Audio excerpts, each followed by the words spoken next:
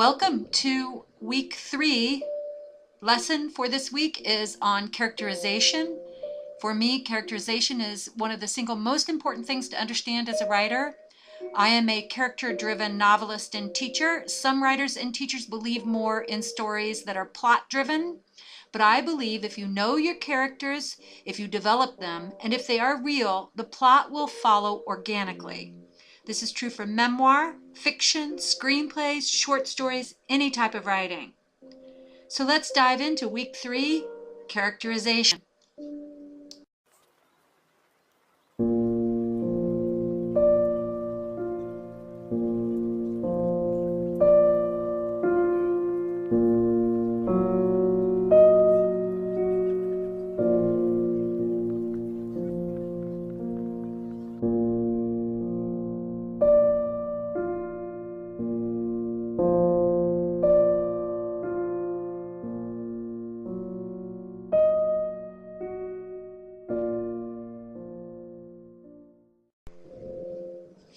Who are the people in your story?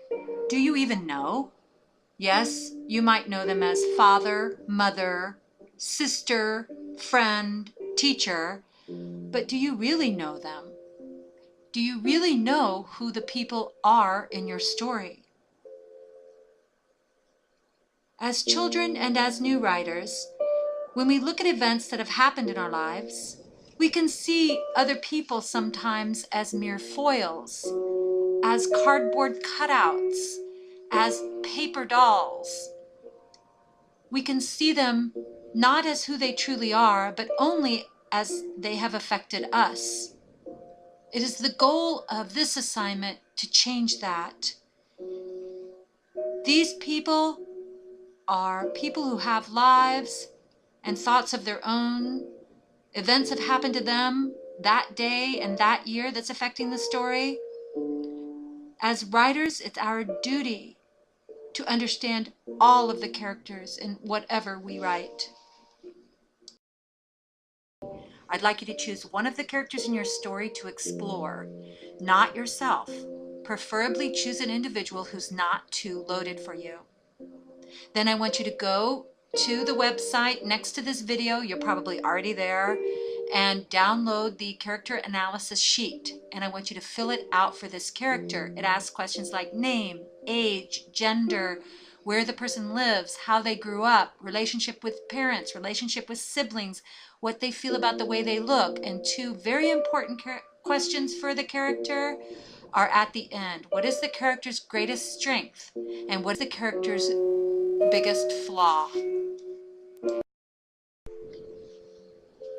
Fatal flaw and greatest strengths are key factors in understanding your character's motivations. Let me explain using my own story.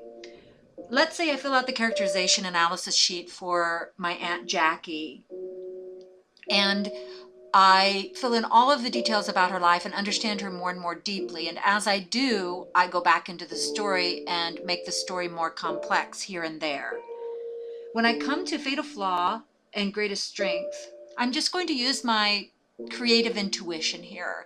And I'm going to go by the fact that I think her fatal flaw is her inability to find herself, that she feels eclipsed by her husband, Mac. But what's interesting is, in her greatest flaw also is her greatest strength, which is her empathy.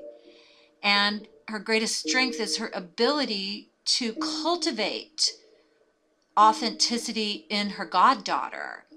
So what we're looking for with fatal flaw and greatest strength is what's deeply going on for the character in their lives. And it really can change your idea about the person, and it can change the trajectory of the story if you let it. But for now, let's just go ahead and fill out those sheets to the best of our abilities. Don't worry if you don't know all the information.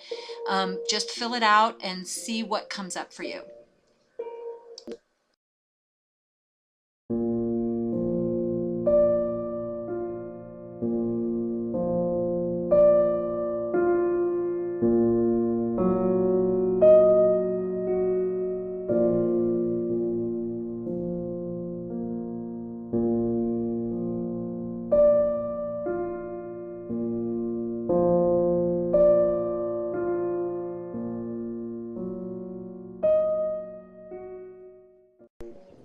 So now you filled out the character analysis sheet. And of course, if you have a younger character that you're focusing on, they won't have been married and have children, but fill it out to the best of your ability. What I'd like you to do next is to take a separate sheet of paper and write a quick 3-paragraph stream of consciousness about the character in paragraph form. Just write about him or her without picking up your fingers from the keyboard and see what emerges. Writing a list can help us begin to ponder a character, but we need to really feel out this person. What are some of their favorite stories about them that you know? What are their dreams? What are their passions? What are their fears? What are their hopes? You will get more of this by leaving the list behind and creating a stream of consciousness on paper. This is a separate sheet of paper, and it's just more about exploring your character. You don't include this necessarily in your story. What you're trying to do is create an energy, a pathos that you enter around this character by doing these assignments. And once you do that, you can step back and just ponder, what have you learned about this character that can go back into your story? So take a separate sheet of paper right now, pause this video if you'd like, and write a quick 3 paragraphs about the character you've chosen to explore. Write an anecdote about him. Tell the funniest thing your character ever did in their life, the silliest thing, the strangest thing. Just really start soulfully engaging that character. Of course, again, you're not putting this stuff necessarily in your story unless it fits. What you're trying to do is get the essence of the character. That's the most important thing. You want your soul aligned with this character. You want to fully understand them. So when you write the story isn't just about you. It's also about the other people who people your story. This is the difference between amateur writing and professional writing. So go ahead, take out that sheet of paper and go ahead and do the 3-paragraph stream of consciousness. Okay, so we're here for the final assignment that you have to do for this week, and that is going back into the original story. So the reason we did all of the exercises we did in this lesson is for the sake of your original story. So now what you need to do is go back in and improve the characterization around the one character that you chose. I want you to add the description of what they look like, some of their habits, the relevant details from their past, anything that you'd like to add. Getting really good at integrating description into an already existing story takes a good 5 years of training. So we're not going to worry too much if it's a little clunky, or you may even just plop in an entirely new paragraph that just describes the person. Don't worry about it at this stage. At this stage, you're still learning. So in any way that you can add details about that character back in the story that deepens the story and even changes it is a very good thing. And the writing of the story in the perspective of this other character might have changed your story a bit, might have softened it, shifted it, changed the beginning, changed the ending, may have changed your perception of the story.